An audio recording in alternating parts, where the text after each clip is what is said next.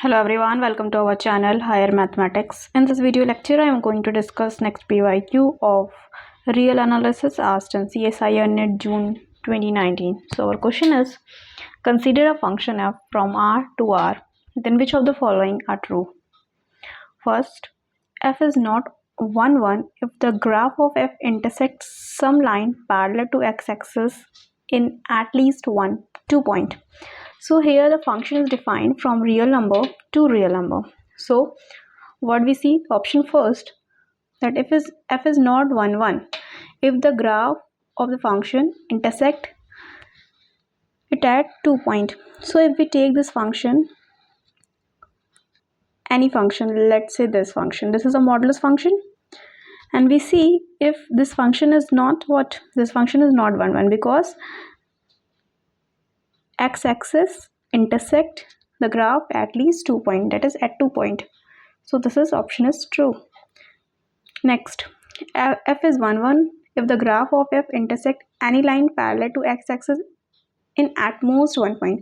So for 1, 1 if we draw the line parallel to x-axis, it should be intersect the point graphs at most 1 point. If it is intersect more than 1 point, then it is not true. So if we take this graph and we see that if we draw the line parallel to x-axis, we see it intersect the graph at most 1 point. So this option is also true. Now next, f is surjective if the graph of f intersect every line parallel to x-axis.